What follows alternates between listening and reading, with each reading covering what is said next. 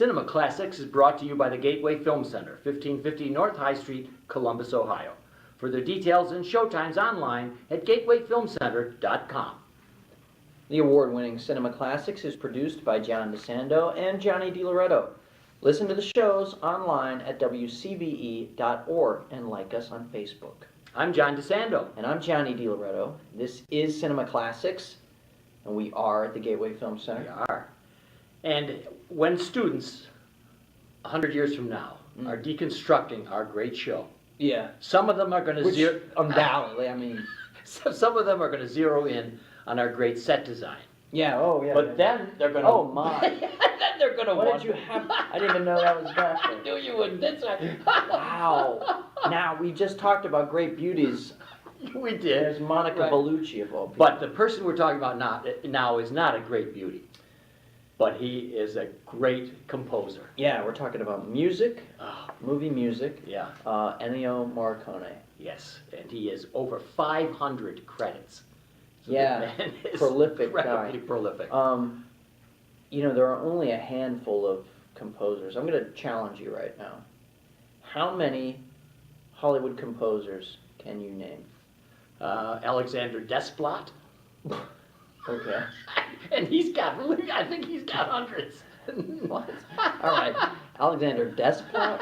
Yes. That sounds made up, but okay. I'll accept it. Give me another one. Jerry Goldsmith. Good. Isn't Good that one. one of your guys? It's good. Didn't he write The Magnificent Seven? Elmer Bernstein. Elmer Bernstein. Good, but There good you go. choice. Jerry Yeah. Goldsmith, Elmer Bernstein, Bernard Herrmann, Good one. Oh yeah. Lots of Hitchcock. Max Steiner is a classic. Yes. Yeah. Any of the great movies of the Max- 40s. Yeah. And you know, and I think you could go on. I know. Well, you John Williams. You can't. I mean, You- you cannot go on without saying John Williams. And you know, I think that Ennio Morricone is probably as well. His music is well known, but his name isn't well known to us. Yeah, American movie-going audiences have probably accepted his gifts without duly acknowledging the gift giver. Now, 5 Oscar nominations, Mm-hmm. but never a win except for a special award. Yeah. They gave him in 2007. Okay. They gave him a special Oscar. Thank God. Yeah, but it strikes me when you look at the tune that opened the show, Mhm. the good, the bad, and the ugly. Right. It is hard to believe.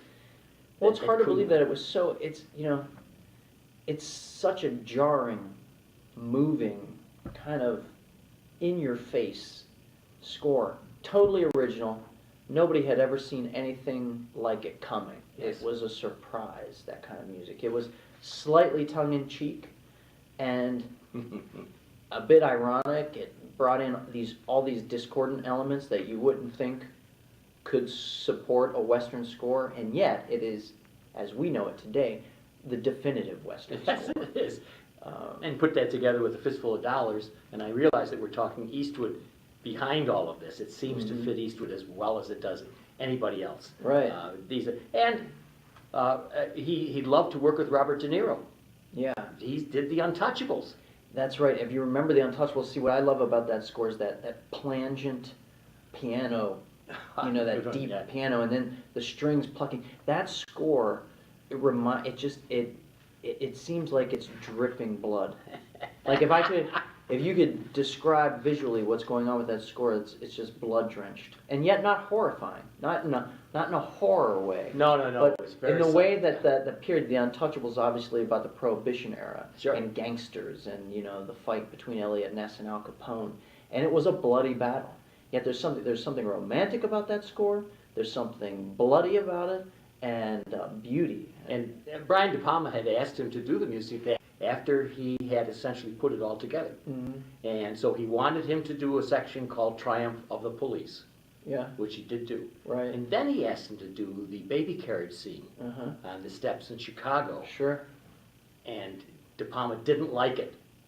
Oh, he didn't like the music? He did not like the Morricone music. And if you go back to that scene, it is just haunting.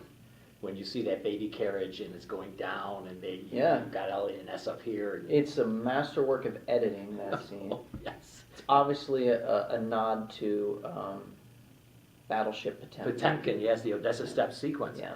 And but later on, in an interview, De Palma said that the music for that film was perfect. Another one that people might not know would be the score for Cinema Paradiso. Yes, and I would encourage anybody that doesn't know that movie or the score to run out right now. If you're a fan of this show, all 7 of you, go get this movie tonight.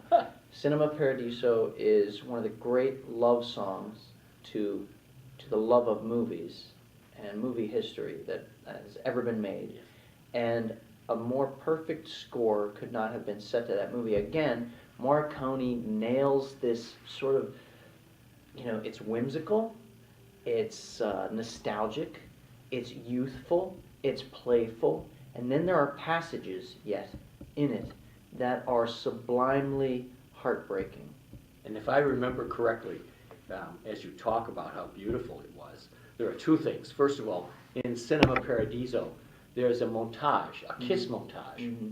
And this apparently also had the same music under it as an earlier love scene, I think, between young people. Mm-hmm. It's and the romantic motif. Gosh, the film. yeah, and he said, it's my favorite scene and the climax of the film, that montage. Don't give it away for people, but go ahead. It's very beautiful and a pure homage to cinema itself. It's like you were right there listening to him, as you said. Yeah. Homage to cinema. And he did that film with Giuseppe Tornatore. Yes, Giuseppe Tornatore is, has never made anything quite like that. And it won the Oscar for Best Foreign Film. As well it should. It's Yes. it is one of the greatest films ever made. And in fact, that montage, that kiss montage, the famous one, has a combo of shots from His Girl Friday Mm-hmm. and...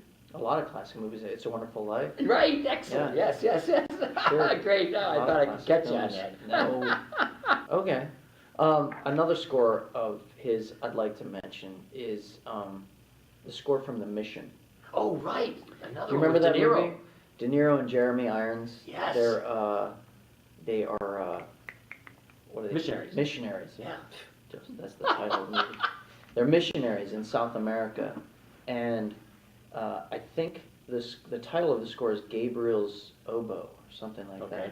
that. And it's also a tune that kind of worms its way into your head and your heart. What's so great about Morricone, and I'm going to go right back to the spaghetti westerns, because there are passages in those scores that are beautiful. They're full of lament and longing, and it's going to be this sweeping, That is why you're such a terrific film critic, because your colleague, Anthony Lane, said this about Morricone. Yeah. He said he was the conjurer of the beautiful. Yeah. You got the very words you were using. Yeah. I mean, that's what it is. Like, he is more so than most composers, maybe more so than any other composer, able to write these scores that tap into all of the emotions at once, able to connect them all at once, and move fluidly from, like I said, playfulness to pain, and back again, and all the notes in between. He's amazing. Well, a film that he scored that was added to the National Registry a few years ago, Once Upon a Time in the West. Mm-hmm.